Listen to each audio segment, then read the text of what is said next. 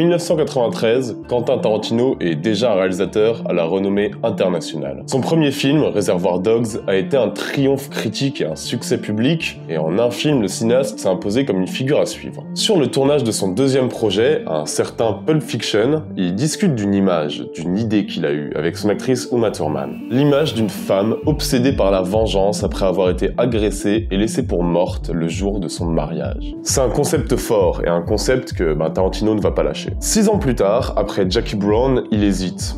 Est-ce qu'il écrit un film sur des juifs tueurs de nazis? Ou est-ce qu'il se replonge dans cette histoire de mariée vengeresse? Hésitation, bon finalement vous connaissez l'histoire, ce sera la naissance de Kill Bill.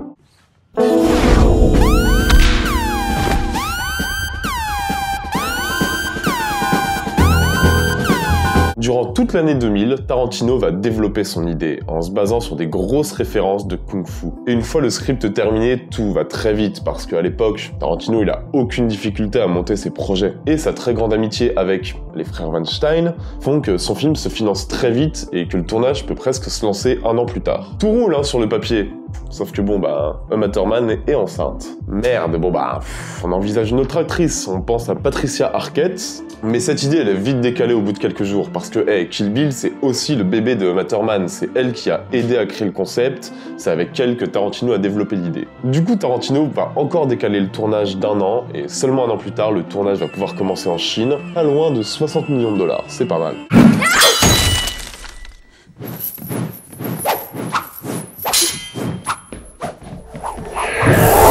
Et ça va être un tournage énorme qui va s'étaler sur plus de 5 mois, ce qui est quand même assez fou, et qui va donc se dérouler, comme on l'a dit, en Chine, mais aussi au Japon, aux États-Unis. Et le gros défi de Tarantino, c'est de filmer l'action. Parce que dans Kill Bill, certaines séquences d'action sont hyper chorégraphiées, elles sont hyper longues, bien loin des fusillades brèves et surprises auxquelles Tarantino est habitué. Le cinéaste revient avec énormément de rush, au point que, lorsqu'il montre ça à Weinstein, notre producteur pervers préféré ne perd pas le nord et se dit « il y a de la matière pour faire 2 films, c'est 2 fois plus de thunes ça ». Ce à quoi Tarantino va répondre « il a bien raison ce con, les 2 hommes se tapent dans la main et Kill Bill sortira donc en 2 parties ».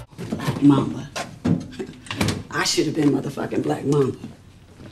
Weapon of choice? If you want to stick with your butcher knife, that's fine with me. Very funny, bitch. Very funny!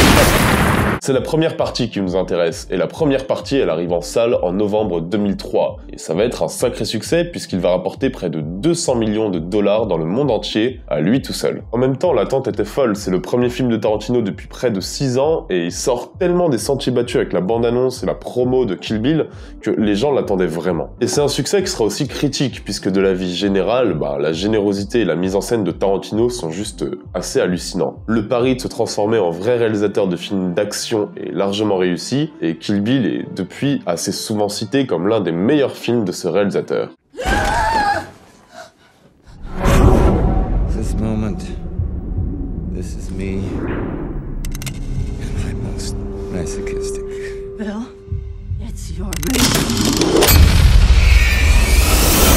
Ce qui peut parfois un peu rebuter avec Tarantino, c'est son rapport aux influences. Parfois, c'est un sorte d'alchimiste capable de partir d'une matière première pour se l'approprier, et je pense par exemple au génie d'avoir filmé Les 8 salopards en 70 mm Ultra Panavision, qui a un format hyper large souvent utilisé dans les westerns classiques pour filmer l'immensité des paysages. Ce format, il avait plus été utilisé depuis 1996, et dans Les 8 salopards, Tarantino il utilise ce format pour filmer un huis clos. Et ça, c'est partir d'un héritage, c'est jouer avec les codes, c'est à tenir un vrai propos cinématographique en fait. Le truc c'est que les influences de Tarantino, parfois il en fait des choses magnifiques comme là, parfois il en fait des petites anecdotes, des petites citations un petit peu gratuites, et là pour moi c'est un peu moins sexy. Et faut se dire que Kill Bill navigue complètement entre les 2 états. Where's Bill? Where's Bill?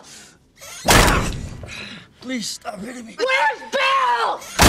Je trouve que Kill Bill est un film jouissif, d'une grande virtuosité dans sa mise en scène, mais j'avais envie de vous parler de ces grands films qui ont pu inspirer Tarantino, au point parfois qu'il les cite même complètement explicitement dans Kill Bill. Préparez-vous parce qu'on va partir sur du très lourd, c'est comme Kill Bill, en mieux.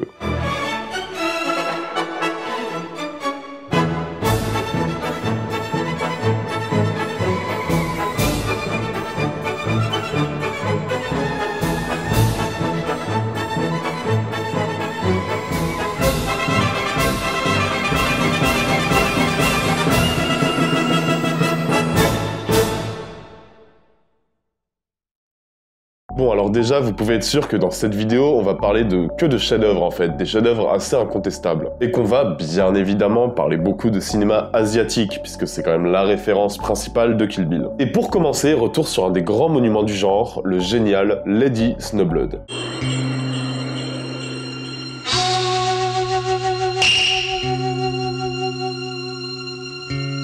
Alors, Lady Snowblood, déjà à la base, c'est un manga qui a été adapté en film en 1973, et l'idée c'est donc qu'une femme, experte en maniement du sabre et super fort dans tout ce qui est meurtre, parcourt tout le Japon pour se venger un par un de ceux qui ont tué sa famille. Voilà, clair, précis, efficace, c'est sans doute la référence la plus assumée et la plus explicite de Kill Bill, avec une autre qui va conclure cette vidéo, et c'est un film à voir absolument, comme vous pouvez le constater avec les images, et ne serait-ce que pour sa mise en scène.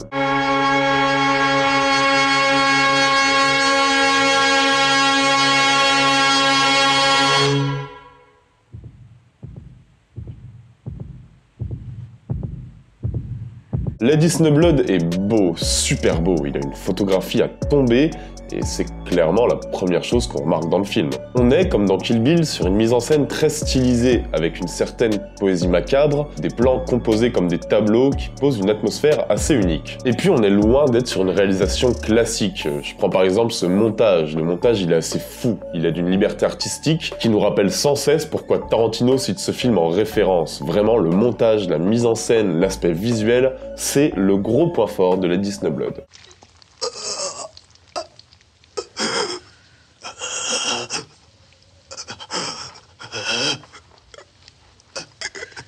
Le deuxième point fort étant, comme dans Kill Bill en fait, son interprète principal. Alors je suis désolé à l'avance si j'écorche des noms, mais je sais que je vais le faire. Ici c'est Meiko Kaji, qui est hallucinante de charisme et qui n'a même pas besoin d'un développement super écrit et hyper explicite, parce qu'en fait en un regard, on comprend tout d'elle. On comprend toutes ses motivations, on comprend tout son passé, c'est une femme qui est faite pour tuer, c'est une personnification de la vengeance. Sans cette vengeance, elle n'est plus rien, et c'est certes une caractérisation un peu classique, mais quand on parvient à donner autant de force en un regard, autant de présence à l'écran, il n'y a pas besoin de plus en fait, il n'y a pas besoin d'en faire des tonnes, ça fonctionne juste très bien.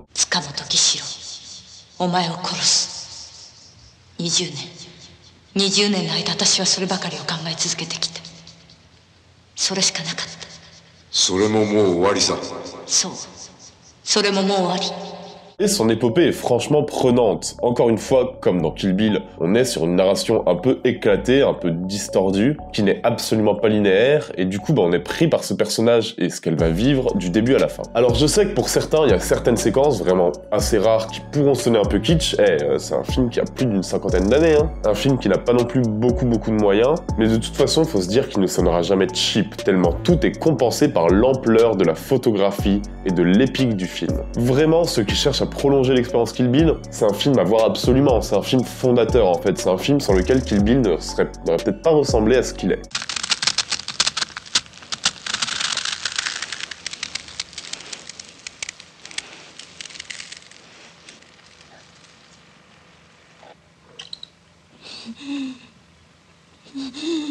Ok, deuxième film, et en deuxième film, j'ai envie de vous parler d'un film absolument chaotique. Un film d'1h20 où ça se sabre de partout, où on n'est jamais loin du too much et de l'hystérie énorme, ce qui, je trouve, caractérise aussi certaines séquences du cinéma de Tarantino. C'est un mélange assez hallucinant entre pur film de Yakuza et pur film d'horreur. Je vais vous parler de Blind Woman's Curse.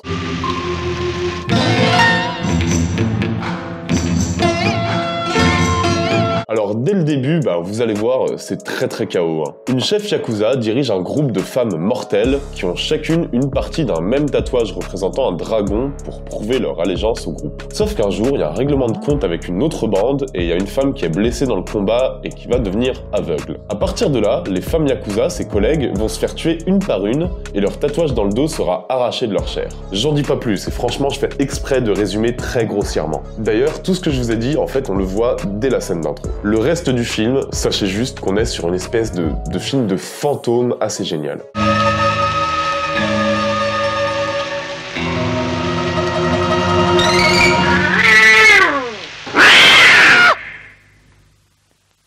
Avant tout, faut être conscient les gars que vous allez assister à un gigantesque bordel, une sorte d'expérimentation visuelle permanente qui fait qu'en fait ce film il ressemble à rien d'autre quoi. Ça se charcute de partout et il y a 1000 idées de mise en scène à la minute, mais aussi 1000 idées dans la construction de l'univers. Le monde mis en place par Blind Woman's Curse est ouf en fait, il est juste... c'est un monde que je trouve assez terrifiant, assez dérangeant même. Et si on rentre dans cet univers et dans ce monde complètement unique, croyez-moi, vous allez vous régaler.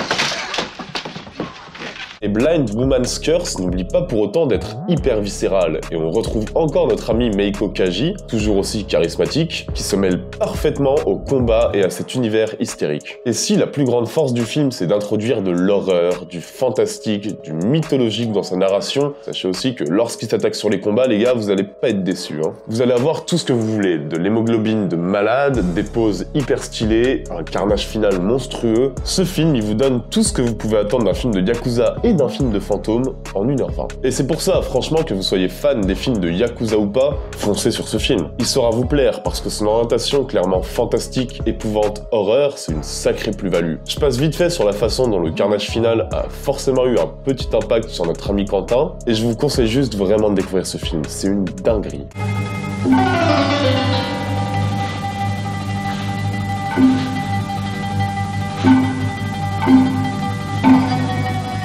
Bon, et pour finir, je pense aussi à ceux du fond, qui sont peut-être pas forcément hyper fans des films de Yakuza des années 70, et qui ont quand même cliqué sur une vidéo sur Kill Bill. Je me dis qu'il y a un film que je serais un bon con de pas évoquer. Un film d'un certain François Truffaut, et quand je vais vous raconter l'histoire, pour ceux qui la connaissent pas, vous allez halluciner. Ce film s'appelle La mariée était en noir. Bon alors, vous vous souvenez de Kill Bill, cette tueuse qui se venge de ceux qui ont flingué tout le monde à son mariage. Elle tient une liste et elle les élimine un par un. Alors laissez-moi maintenant vous parler de La mariée était en noir, où une femme voit son mari se faire assassiner le jour de son mariage. À partir de là, la veuve va se venger de ceux qui ont tué son mari, va faire une liste des responsables pour les éliminer un par un. Bon voilà, c'est sorti en 1968 et c'est un très très grand film.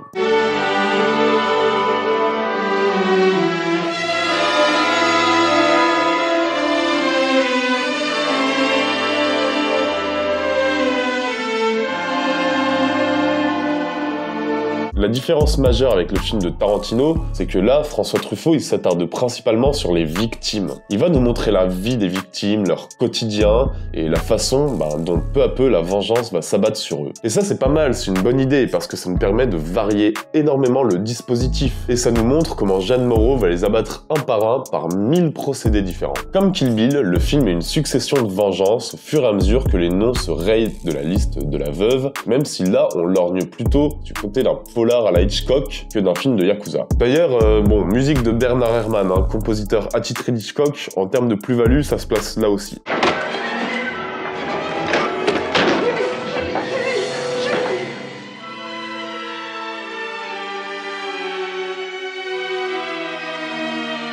La mariée était en noir, c'est évidemment plus sobre que le film de Tarantino. C'est presque un film beaucoup moins pop, avec beaucoup moins de sang, mais c'est presque plus sadique, plus diabolique aussi. On est vraiment sur un film sombre, poignant, impitoyable, et servi par un casting hyper impliqué, et surtout hyper bien dirigé. Franchement, c'est une grande découverte à faire pour ceux qui ne connaissent pas ce film. La base est vraiment, vous l'avez bien vu, la même que Kill Bill. Narrativement, il y a beaucoup de liens à faire. Ça vous permettra complètement de prolonger l'expérience, et vous allez voir, c'est un grand classique. Vous croyez le venger, c'est faux. On ne peut pas se venger des hommes, ce serait sans fin. Il faut se venger non seulement de leur tort et de leur crime, mais de leur grossièreté, de leur inconscience, de leur ignorance, de presque chacune de leurs pensées. J'aurais aussi pu vous parler d'un grand film sorti après Kill Bill. Il est donc pas forcément une source d'influence pour Tarantino, mais il est tellement proche scénaristiquement et thématiquement que je vois pas comment je pouvais ne pas le citer. Ce film s'appelle Lady Vengeance et c'est un monument du cinéma d'action réalisé par Park Chan-wook. Un film tellement puissant et viscéral, ultra stylisé, qui vous rappellera bien souvent Kill Bill et qui est un sacré film. Je pouvais pas ne pas lui accorder au moins quelques secondes.